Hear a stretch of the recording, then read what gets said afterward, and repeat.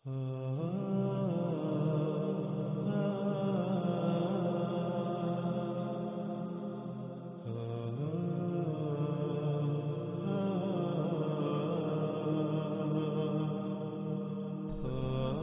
ناظرین، وہ تمام کے تمام انسان جو کھیتی باڑی سے تعلق رکھتے ہیں، جو کسان ہیں، وہ غور کریں کہ کیا انہوں نے دجال کو اپنا رب نہیں بنایا ہوا؟ کیا وہ نباتات اگانے کے لیے، فصلیں اگانے کے لیے اللہ سبحانہ و تعالیٰ پر، جس کا اللہ نے حکم دیا، یعنی فطرت پر انحصار کرتے ہیں، فطرت پر قائم ہیں، فطرت پر توکل کرتے ہیں، یا پھر وہ فصلیں اگانے کے لیے اسی ٹیکنالوجی پر، انہی ایجادات پر توکل کرتے ہیں؟ وہ زمین سے اگانے کے لیے کھادوں پر توکل کرتے ہیں، وہ زمین سے بہتر فصل کے لیے انہی ادویات پر، انہی سپرے اور طرح طرح کے کیمیکلز پر توکل کرتے ہیں؟ کیا وہ فطرتی بیج استعمال کرتے ہیں یا پھر جنیاتی بیج، جینیٹیکلی موڈیفائڈ بیج، بہتر اور زیادہ پیداوار کے حصول کے لالچ میں؟ تو کیا آج آپ دجال کو اپنا رب نہیں بنا چکے؟ اور یہ دعوت آپ کو کس نے دی؟ دجال کے اسی راز نے جو دن رات، یعنی میڈیا، جو دن رات آپ کے بالکل سامنے سے آپ کو اپنی طرف کھینچتا ہے، دجال کو اپنا رب بنانے کی دعوت دیتا ہے، وہ فطرت کی بجائے انہی مشینوں پر توکل کرنے کی دعوت دیتا ہے،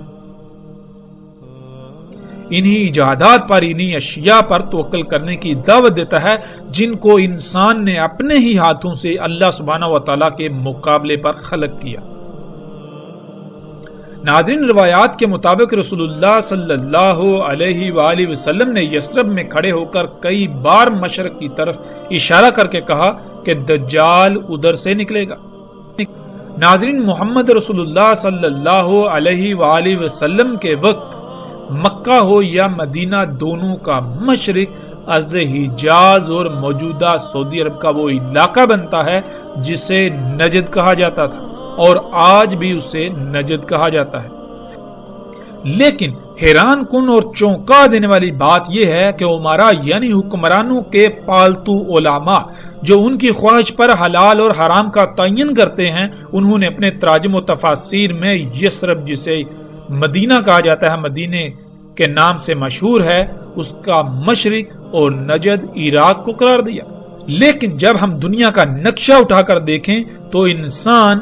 ان علماء جو کہ امام الدجال ہیں، ان کے دجل پر حیران اور ششدر رہ جاتا ہے اور چونک جاتا ہے کہ عراق تو یثرب کے شمال میں واقع ہے، نہ کہ مشرق میں، جیسے کہ آپ سکرین پر دیکھ رہے ہیں۔ اس وقت سکرین پر آپ کو گوگل ارتھ یعنی دنیا کا مصدقہ ترین نقشہ نظر آ رہا ہے، جس پر آپ اپنی آنکھوں سے دیکھ سکتے ہیں کہ عراق یثرب اور مکہ کے مشرق میں واقع ہے یا پھر شمال میں۔ اور جب آپ اپنی آنکھوں سے دیکھ رہے ہیں کہ عراق تو یثرب ہو یا مکہ ان دونوں کے مشرق کی بجائے شمال میں واقع ہے، تو پھر کیسے ان علماء دجال نے، علماء نے، ان حکمران کے پالتو نے عراق کو نجد اور یثرب کا مشرق قرار دیا؟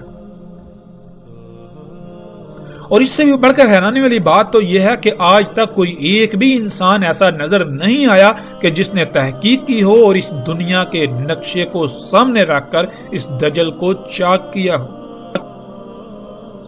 اور یہی بات اللہ سبحانہ وتعالی نے قرآن میں اس طرح سے کہی کہ لوگوں نے، انسانوں نے اپنے ان ملاؤں کو، ان بڑوں کو اپنا رب بنا لیا۔ اور بالکل یہی بات محمد رسول اللہ صلی اللہ علیہ وآلہ وسلم نے بھی کہی تھی۔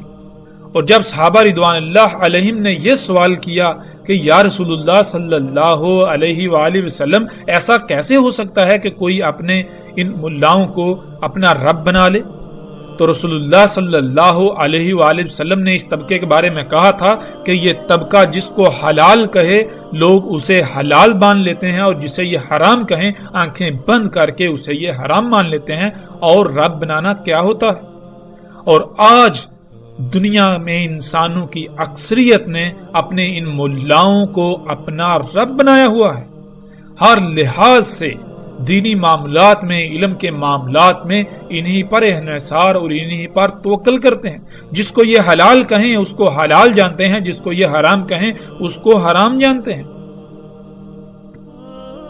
کوئی ایک بھی ایسا نظر نہیں آتا کہ جو غور و فکر کرے۔ اللہ سبحانہ و تعالیٰ نے قرآن میں بار بار غور و فکر کرنے کا حکم دیا۔ اللہ سبحانہ و تعالیٰ نے کہا ہم نے تمہیں آنکھیں، کان اور دل اس لیے دیے تاکہ تم ان سے غور و فکر کرو۔ جو تم ان آنکھوں سے ظاہر دیکھتے ہو، جو تم ان کانوں سے سنتے ہو، اس کے پیچھے کیا ہے، اس کے پیچھے جو بعد میں جو سامنے آئے گا اس کو پہلے جاننے کے لیے تاکہ تم آئندہ کا لاہ عمل طے کر لو، دل سے غور و فکر کرو۔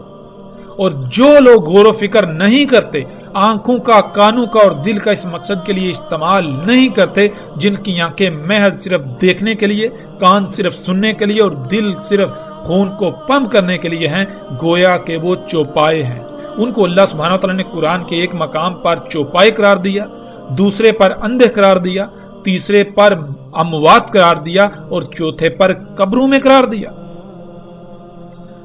یعنی جس مواد سے یہ وجود میں آئے، پہلے یہی میٹیریل، یہی مواد، یہی گوشت پوچھ پہلے اور چوپایوں کے وجود کا حصہ تھا،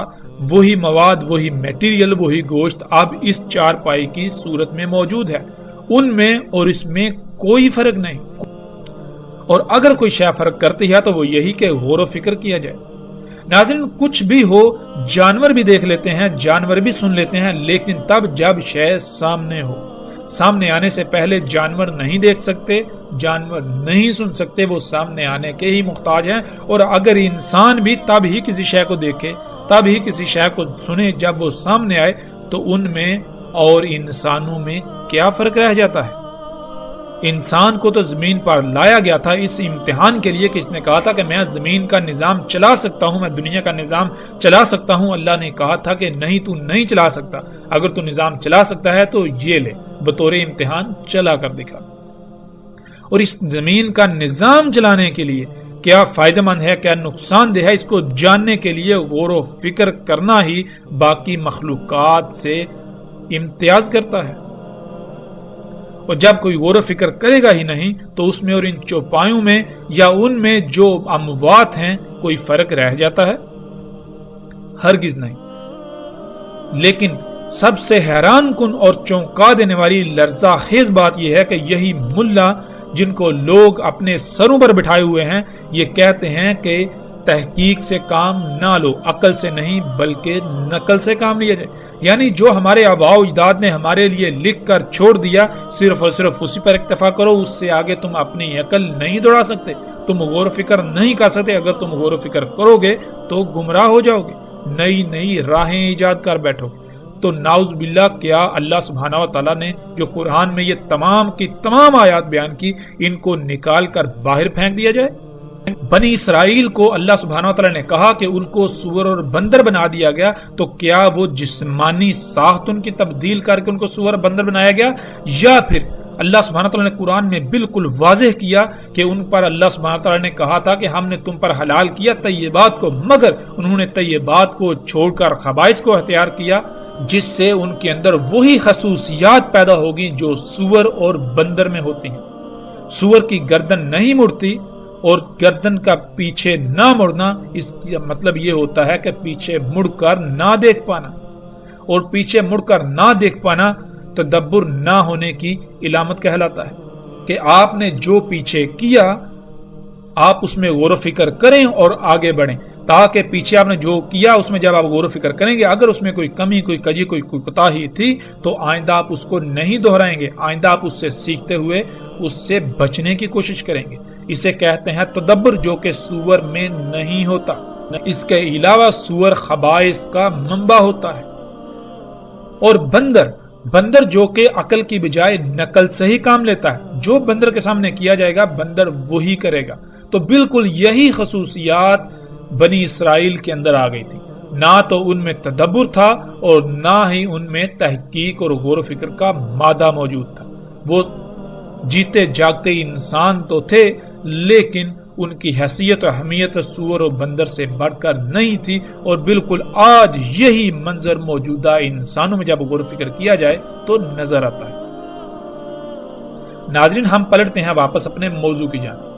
ناظرین جیسے جیسے ہم آگے بڑھیں گے تو آگے رسول اللہ صلی اللہ علیہ وآلہ وسلم کے ایسے الفاظ بھی آئیں گے جن میں رسول اللہ صلی اللہ علیہ وسلم نے یہ کہا تھا.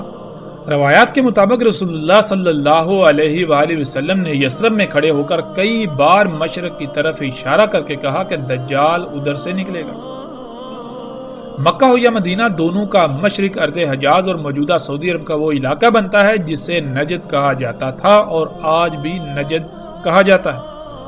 ناظرین جیسے جیسے ہم آگے بڑھیں گے تو آگے ایسی روایات آئیں گی جن میں رسول اللہ صلی اللہ علیہ وآلہ وسلم کے ایسے الفاظ ملیں گے کہ رسول اللہ صلی اللہ علیہ وسلم نے کہا کہ دجال اس زمین سے نکلے گا جس میں اگانے کی صلاحیت رکھنے والے، زمین کو اگانے پر مجبور کرنے والے عناصر یعنی کھادیں اور کیمیکلز وغیرہ ڈالے جائیں گے.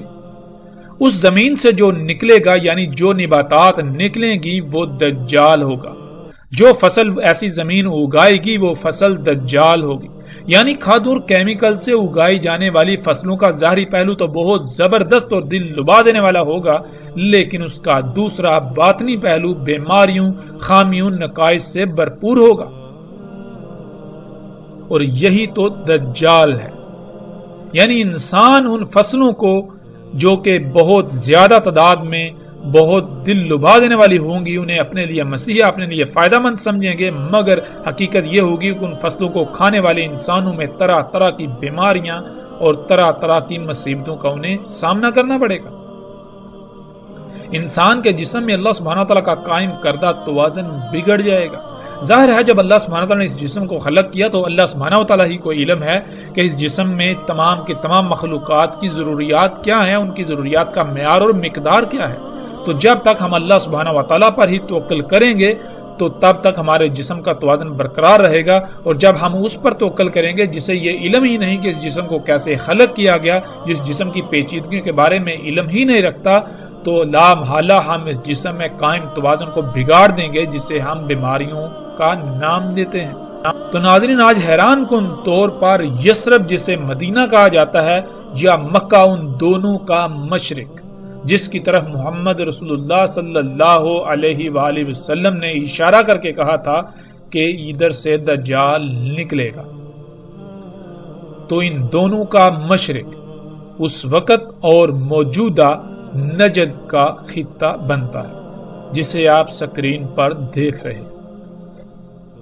ناظرین مکہ و یثرب کے مشرق میں سعودی عرب کا 2000 کلومیٹر سے زائد لمبائی پر مشتمل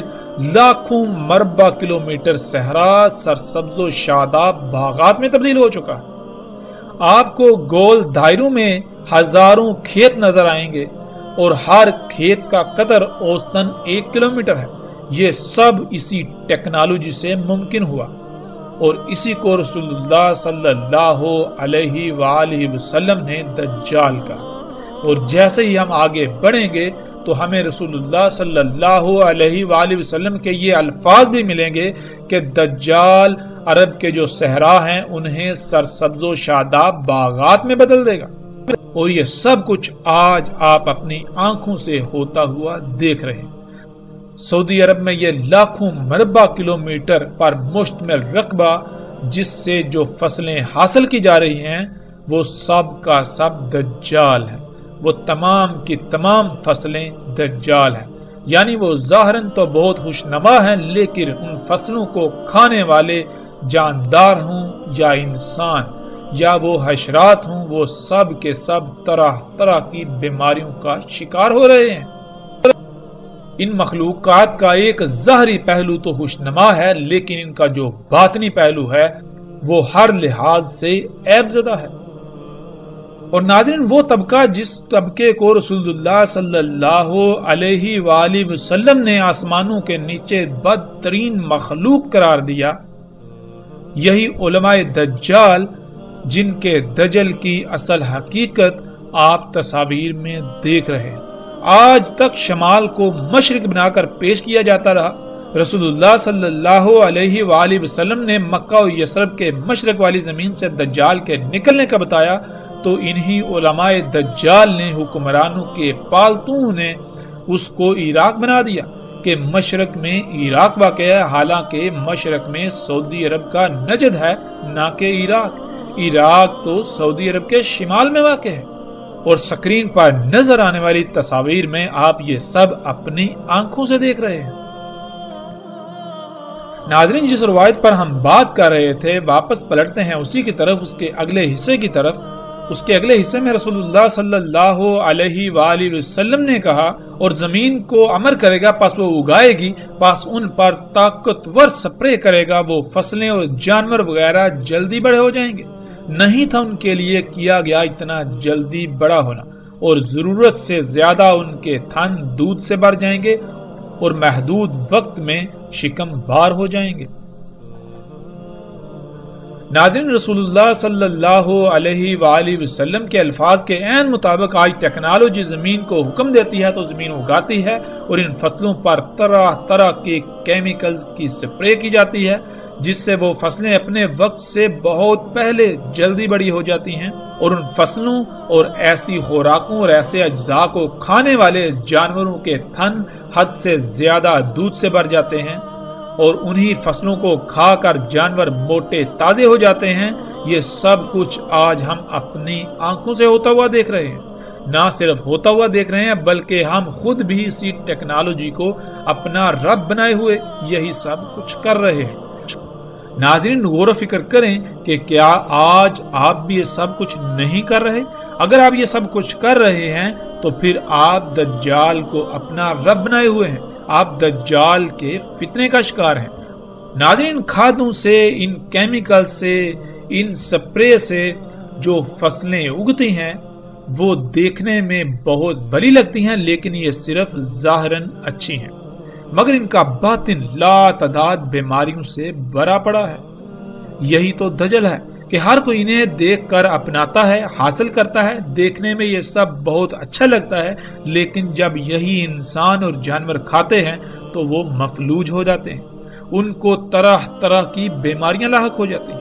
بچے وقت سے پہلے بالغ ہو جاتے ہیں، انسانوں کی عمریں کم ہو جاتی ہیں، جسم کمزور ہو جاتے ہیں، طرح طرح کی بیماریوں کا شکار ہو جاتے ہیں۔ بالکل اسی طرح دودھ تو زیادہ حاصل کر لیا جاتا ہے، لیکن ان غیر فطری طریقوں سے دجال پر توکل کرنے سے حاصل شدہ ہر شے کا ظاہری پہلو تو بہت خوشنما ہوتا ہے، لیکن اس کا باطن محض زہر ہی ہوتا ہے۔ یہی وہ دجل ہے آج جس کا ہر کوئی شکار نظر آتا ہے، اور کوئی بھی اسے پہچان نہیں پا رہا اور نہ ہی پہچاننا چاہتا ہے۔ اور ناظرین، غور کریں، وہ لوگ جو کسان ہیں، جو برصغیر سے تعلق رکھتے ہیں، کہ سن 2000 کے آس پاس کی بات ہے کہ جانوروں کو ایک نئی بیماری کا سامنا کرنا پڑا کہ دیکھتے ہی دیکھتے جانور کو سانس کی پرابلم ہوتی، اس کے منہ سے جھاگ نکلنا شروع ہو جاتی، 1 2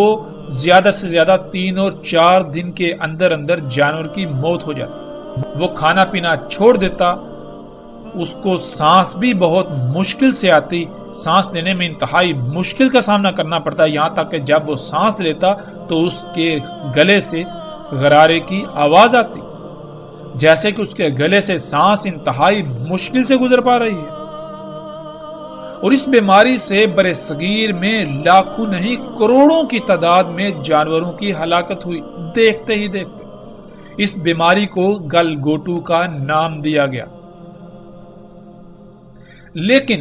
آج تک کسی نے بھی اس بیماری کی اصل وجوہات کو سامنے لانے کی کوشش ہی نہیں کی۔ کسی نے آج تک کسانوں کو اس کی حقیقت کے بارے میں نہیں بتایا۔ وہ سیدھے سادے کسان جو زبان سے اللہ پر توکل کے دعوے دار ہیں، لیکن وہ دجال کو اپنا رب بنا بیٹھے، انہیں اس بات کا شعور اور علم ہی نہیں کہ یہ سب اسی دجال کی وجہ سے ہوا۔ انہوں نے اپنے اس نقصان کی ذمہ داری، اپنے جانوروں کی موت کی ذمہ داری اللہ کے اوپر ڈال دی کہ یہ سب اللہ کا کیا ہوا ہے، یہ سب اللہ کی مرضی سے ہوا ہے، حالانکہ یہ اللہ کے اوپر بہت بڑا بہتان ہے۔ اللہ سبحان ہے، اللہ ایسی تمام کی تمام نیگیٹیوٹی سے پاک ہے، اللہ کے لیے ہے ہی حمد، تو کیسے اس چیز میں حمد ہو سکتی ہے؟ جس میں خامیاں، خرابیاں اور کوتاہیاں ہوں، کجیاں ہوں۔ اللہ کہتا ہے میں اپنے کسی کام میں کوئی کجی نہیں چھوڑتا، کوئی عیب نہیں چھوڑتا، کسی قسم کی کوئی لاپرواہی نہیں کرتا، کوئی کوتاہی نہیں کرتا۔ میری ہر خلق، ہر شے، میرا ہر کام ہر لحاظ سے پرفیکٹ ہوتا ہے، اس میں حمد ہوتی ہے۔ تو ہم نے کیسے یہ جرت کی کہ اس اتنے بڑے الزام کو اللہ سبحانہ تعالیٰ کے اوپر عائد کرنے کی؟ اور ناظرین، حقیقت کیا ہے؟ ناظرین، حقیقت یہ ہے کہ سن 2000 کے آس پاس بر صغیر میں پہلی بار وہ سپرے مارکیٹ میں آئے، وہ سپرے مارکیٹ میں لائے گئے جنہیں آج فصلوں پر چھڑکا جاتا ہے۔ ان کیمیکل کمپنیوں نے مال کو پانی کی طرح بہایا، لوگوں کو خریدا، اپنے ایجنٹوں کو حرکت میں لائے، جس سے انہوں نے دن رات ایک کر کے کسانوں کو لالچ دے کر اپنے ان سپرے، اپنے ان کیمیکلز، ادویات کو بیچا۔ جب کسانوں نے ان ادویات کا، ان کیمیکلز کا بذریعہ سپرے اپنی فصلوں پر استعمال کیا تو فضا زہر آلود ہو گئی۔ وہ زہر آلود فضا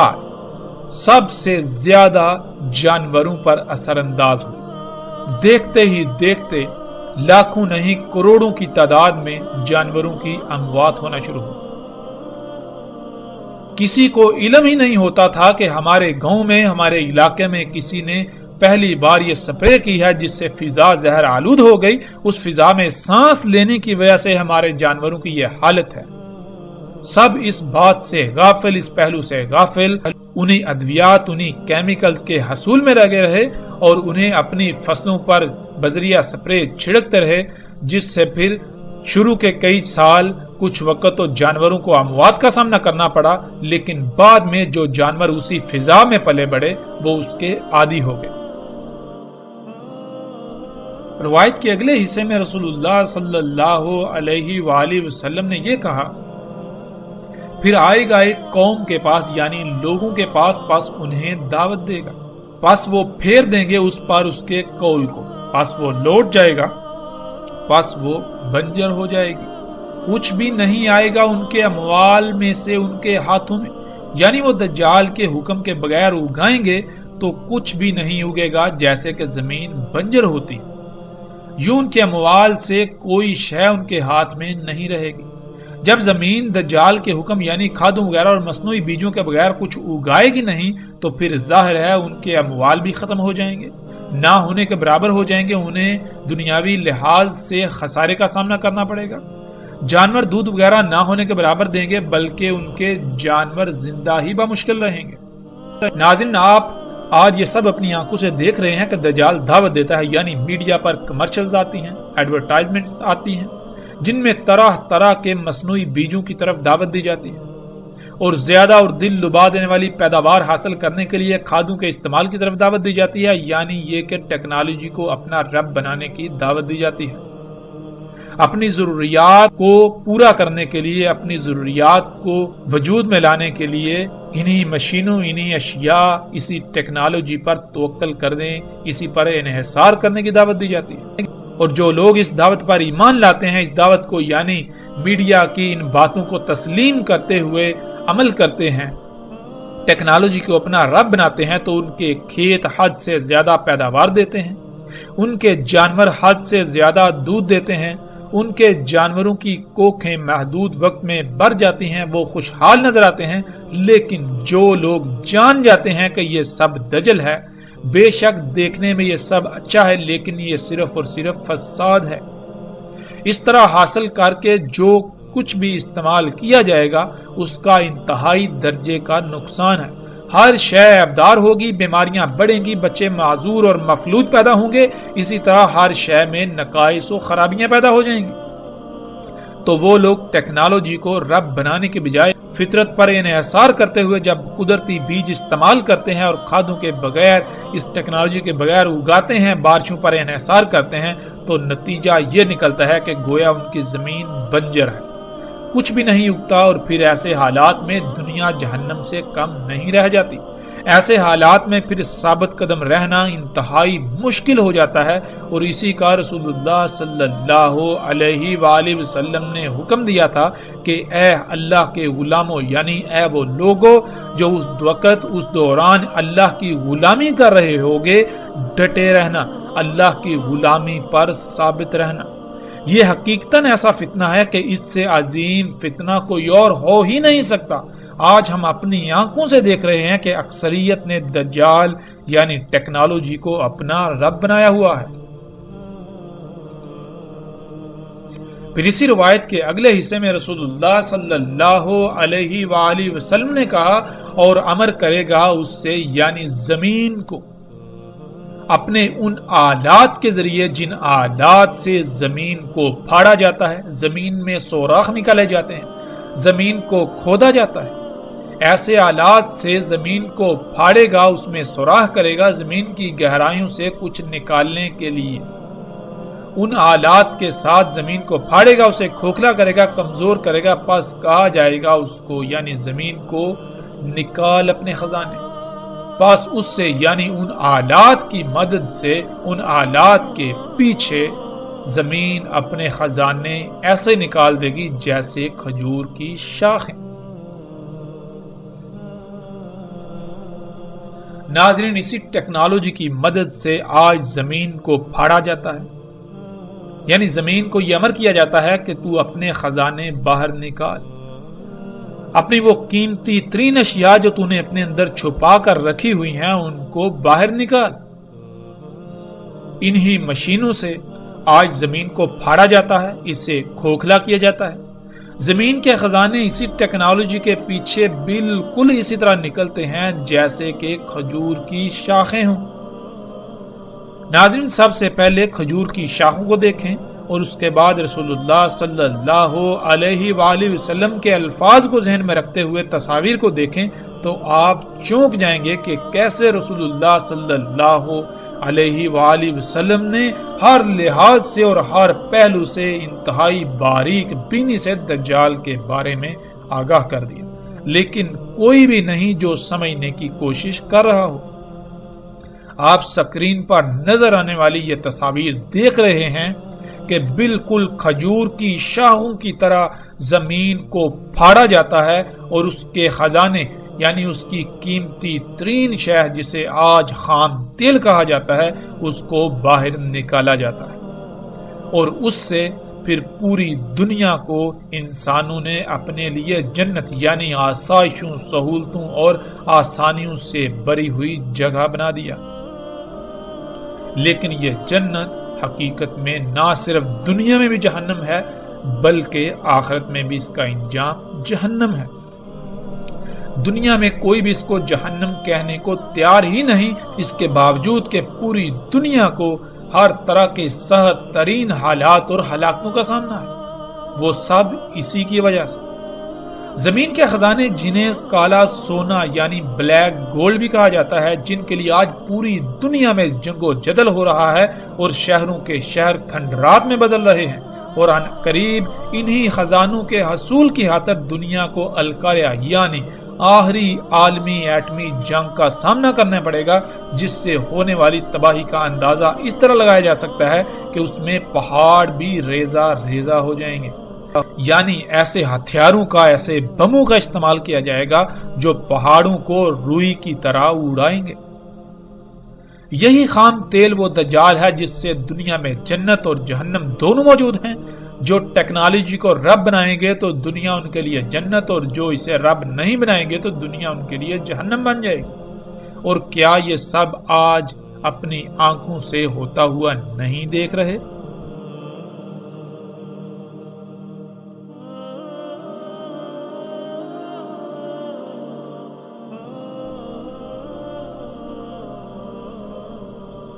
بلا شک و شبہ آج ہم یہ سب اپنی آنکھوں سے ہوتا ہوا دیکھ رہے ہیں۔ اس کے باوجود اگر ہم حقائق سے آنکھیں چرانا چاہتے ہیں، آنکھیں بند کر کے انہی طرح طرح کی کہانیوں کو سننا چاہتے ہیں، انہی کو تسلیم کرنا چاہتے ہیں، محظوظ ہونا چاہتے ہیں، تو فیصلہ ہمارے ہاتھ میں ہے۔ ہم چاہیں تو آنکھوں نظر آتا حق اسے تسلیم کریں اور عملاً میدان میں اتریں، اور اگر چاہیں تو ہم حق سے آنکھیں بند کر کے دین کو قصے و کہانیوں کا نام دیتے ہوئے انہیں قصے و کہانیوں سے محظوظ ہوتے رہیں، اور اس طبقے کو جو اپنے کو علماء کہلاتا ہے اسے سر پر بٹھائے ہوئے اس کو اپنا رب بنائے رہیں۔ رسول اللہ صلی اللہ علیہ وآلہ وسلم نے کہا، دجال نکلے گا زمین سے مشرق سے، کہا جائے گا اسے خراسان، یعنی مشرق میں خراسان نامی زمین کے ساتھ جو علاقہ ہوگا، جو خطے ہوں گے، وہاں سے دجال نکلے گا۔ اس کی اتباع کرنے والی اقوام کے چہرے چپٹے ہوں گے، تہ دار۔ ناظرین، رسول اللہ صلی اللہ علیہ وآلہ وسلم کے الفاظ کے عین مطابق آج خراسان کی زمین کے ساتھ جو علاقے ہیں، جنہیں چین، جاپان اور تائیوان وغیرہ کہا جاتا ہے، وہی دجال یعنی ٹیکنالوجی تیار ہو کر نکل رہی ہے، اور اس کی اتباع یعنی اس کے پیچھے، ان ایجادات، اس دجال کے پیچھے جو اقوام ہیں وہ بالکل وہی قومیں ہیں جن کے چہرے چپٹے ہیں، جیسا کہ سکرین پر نظر آنے والی تصاویر میں آپ دیکھ سکتے ہیں۔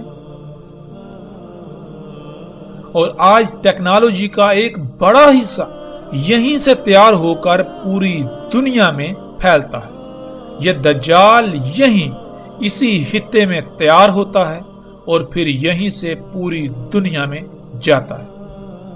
یہ طرح طرح کی ایجادات، یہ مشینیں، یہ انسان کے اپنے ہی ہاتھوں سے خلق کردہ اللہ کے مقابلے پر اشیاء، یہ یہیں پر خلق ہوتی ہیں، اور ان کے پیچھے یہی قومیں جن کے چہرے چپٹے ہیں جیسے کہ تہ دار ہوں۔ ناظرین، بغیر کسی شک و شبے کے آج دنیا کے مشرق سے یہ ٹیکنالوجی نکل رہی ہے،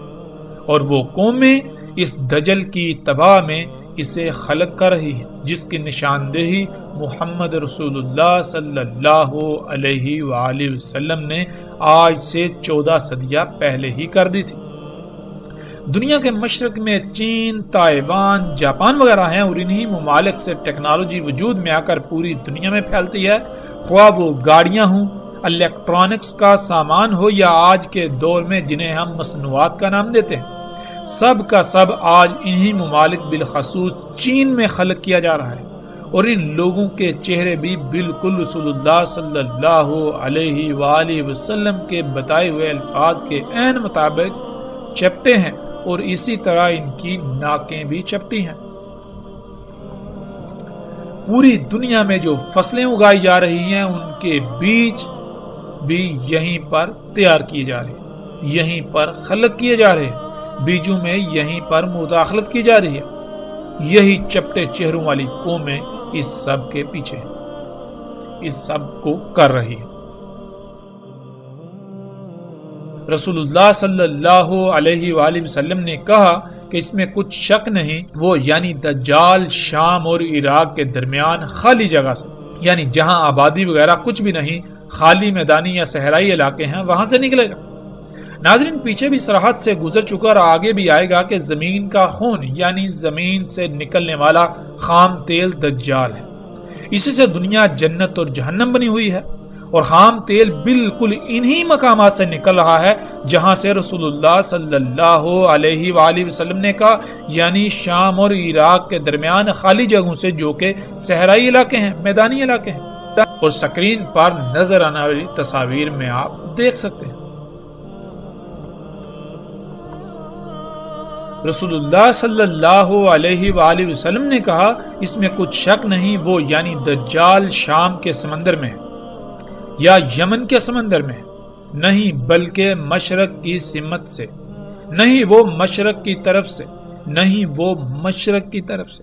اور اپنے ہاتھ سے مشرق کی طرف اشارہ کیا۔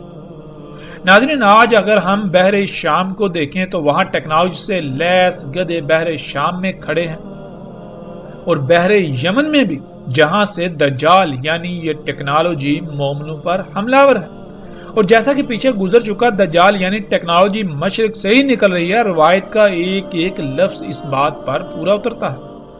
رسول اللہ صلی اللہ علیہ وآلہ وسلم کا یہ فرمانا کہ وہ بحر شام میں ہے، پھر یمن میں کہنا اور پھر یہ کہنا کہ نہیں بلکہ مشرق سے نکلے گا، اس کا مطلب ہرگز یہ نہیں ہے کہ رسول اللہ صلی اللہ علیہ وآلہ وسلم خود ہی ایک بات کر کے اس کی تردید کر رہے ہیں، بلکہ یہ وقت پر منحصر ہے کہ ایک وقت میں ایک جگہ سے نکل رہا ہے، پھر دوسرے وقت میں دوسری جگہ سے، اسی طرح کسی تیسری جگہ سے۔ عربی کا اسلوب ہی یہی ہے کہ جب ایسا معاملہ ہو تو بات ایسے ہی کی جاتی ہے۔ اور آج حیران کن طور پر جن جن جگہوں کی رسول اللہ صلی اللہ علیہ وآلہ وسلم نے نشاندہی کی، وہیں ان جگہوں سے یہ دجال نکل رہا ہے، یہ سب کچھ نکل رہا ہے۔ وہ تمام کی تمام اشیاء جنہیں انسان اپنے لیے مسیحا سمجھتا ہے، لیکن حقیقتاً وہ مسیحا نہیں، حقیقتاً وہ یہ دجل ہے۔ پوری دنیا کو تباہیوں ہلاکتوں کا اسی کی وجہ سے سامنا کرنا پڑ رہا ہے، پوری دنیا میں اسی کی وجہ سے فساد ہے۔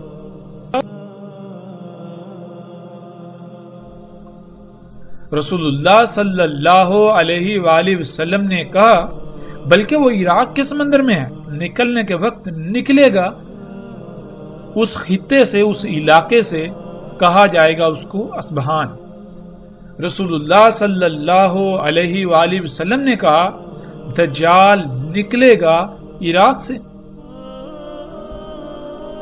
ناظرین، روایات میں ان مقامات کے علاوہ بھی کچھ مقامات کا ذکر آیا ہے، اور جن مقامات کا ذکر آیا ہے بالکل انہی مقامات سے آج خام تیل نکل رہا ہے، جس سے دنیا آج جنت اور جہنم کا منظر پیش کر رہی ہے۔ اسی خام تیل سے تمام کے تمام مصنوعات بن رہی ہیں، اور اسی خام تیل سے آگ و بارود بن رہا ہے۔ جو اس ٹیکنالوجی کو یعنی دجال پر ایمان لاتے ہیں ان کے لیے دنیا جنت بن چکی ہے، اور جو اس پر ایمان نہیں لاتے بلکہ اللہ کو اپنا رب بناتے ہیں یعنی فطرت پر توکل کرتے ہیں، تو ان کے لیے اس دنیا میں کچھ بھی نہیں سوائے آگ و بارود کے، سوائے سختیوں کے،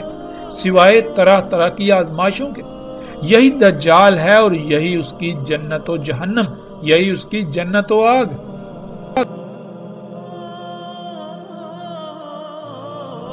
رسول اللہ صلی اللہ علیہ وآلہ وسلم نے کہا اس میں کچھ شک نہیں، ٹھیک کرے گا پیدائشی اندھے کو اور برس یعنی جزام کوڑ کے مریضوں کو، اور حیات دے گا موت کو، اور کہے گا انسانوں کو میں تمہارا رب ہوں، یعنی اپنی تمام کی تمام ضروریات کو پورا کرنے کے لیے مجھ پر ہی توکل کرو، مجھ پر ہی انحصار کرو۔ پس جس نے کہا تو میرا رب ہے، یعنی جس نے اسے اپنا رب بنایا، جس نے اپنی ضروریات کو پورا کرنے کے لیے اس پر توکل کیا، پس تحقیق یعنی بلا شک و شبہ کوئی دو رائے نہیں کہ وہ فتنے میں پڑا۔ اور جس نے کہا کہ اللہ میرا رب ہے، یعنی جس نے اپنے آپ کو فطرت پر قائم کیا، جس نے اپنی ضروریات کو پورا کرنے کے لیے فطرت پر انحصار کیا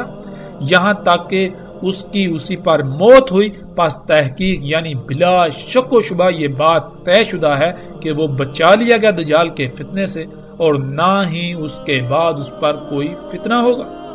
اور نہ عذاب۔ پس رہے گا زمین میں، یعنی دجال زمین میں رہے گا جتنا اس کا رہنا اللہ کے قانون میں ہے، اور زمین پر رہنا اس کا اللہ کے قانون میں کتنا ہے، جب تک کہ عیسیٰ ابن مریم علیہ السلام نہ آ جائے۔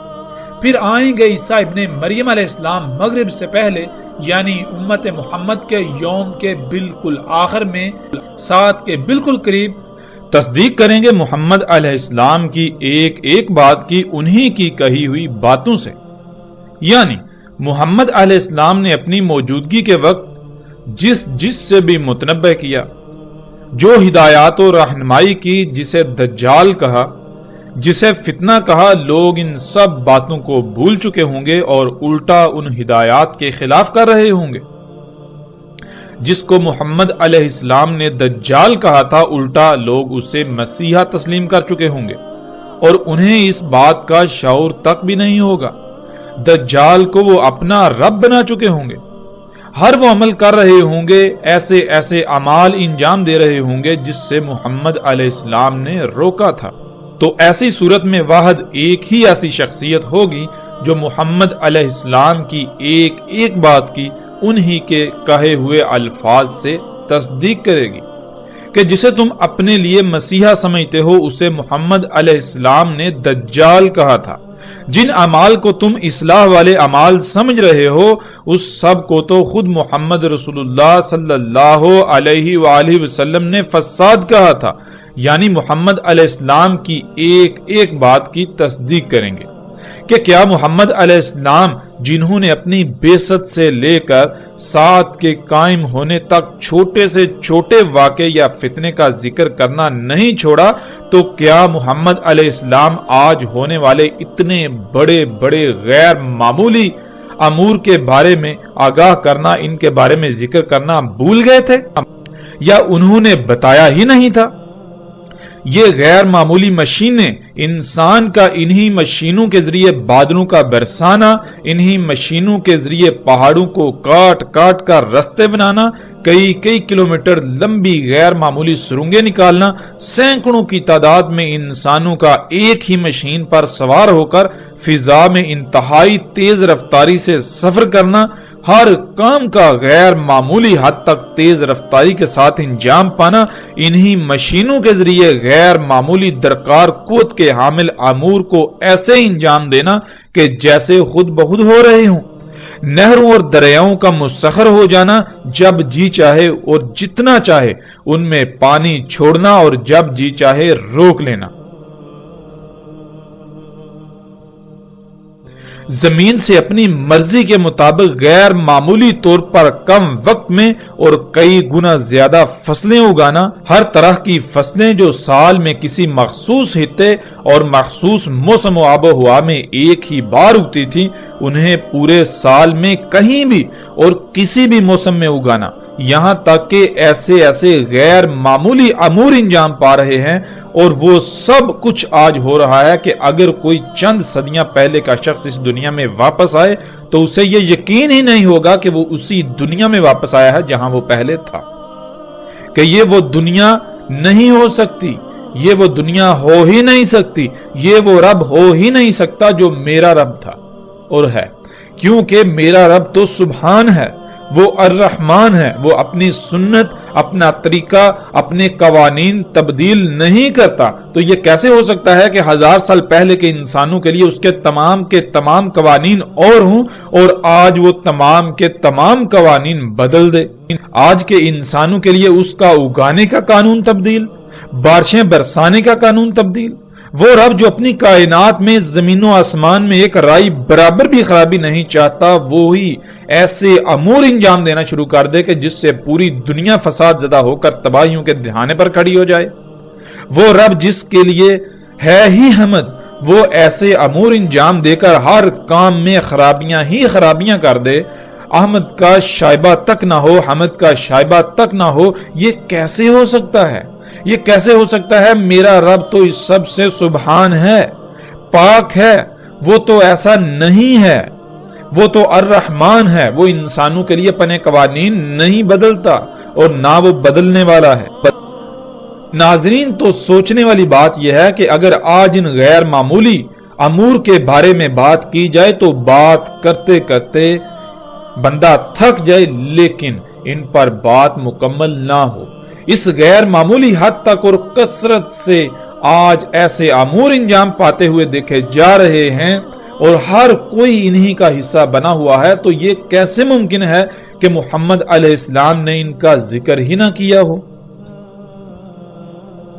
وہ اللہ کے رسول محمد علیہ السلام جنہوں نے کسی چھوٹے سے چھوٹے فتنے کو بھی کھول کھول کر بیان کیا، ان کی بعثت سے لے کر ساتھ کے قیام تک جو کچھ بھی ہونا تھا سب کا سب کھول کھول کر بیان کر دیا، تو یہ کیسے ہو سکتا ہے کہ اسی اللہ کے رسول نے ان غیر معمولی اور اس وقت کے مطابق ناقابل تصور امور کے بارے میں ذکر نہ کیا ہو؟ محمد علیہ السلام پر ایمان لانے کے تو بہت بڑے بڑے دعوے کیے جاتے ہیں، لیکن کیا اپنے اعمال سے انہی کی ہر بات کا کفر نہیں کیا جا رہا؟ ایک طرف تو اس بات کا اقرار کیا جاتا ہے کہ محمد علیہ السلام نے اپنی بعثت سے لے کر قیامت الساعہ تک رونما ہونے والے چھوٹے سے چھوٹے فتنے کا بھی ذکر کرنا نہیں چھوڑا اور دوسری طرف یہ تسلیم کرنے کو تیار ہی نہیں کہ آج اتنے بڑے بڑے غیر معمولی امور کے بارے میں کچھ بتایا ہو۔ محمد علیہ السلام نے سب کچھ بتایا، لیکن لوگ وہی کریں گے جو پہلی قوموں نے کیا، اور وہی ہوا۔ تو ایسی صورت میں محمد علیہ السلام نے کہا تھا کہ واحد ایک ہی شخصیت ہوگی جو میری ایک ایک بات کی میرے ہی کہے ہوئے الفاظ سے تصدیق کرے گی، اور وہ عیسیٰ ابن مریم علیہ السلام ہوں گے۔ تصدیق کریں گے محمد علیہ السلام کے ساتھ اور ان کی ملت پر ہوں گے، پس قتل کریں گے دجال کو، پھر اس میں کچھ شک نہیں، جو ہے وہ 7 کا قیام ہوگا۔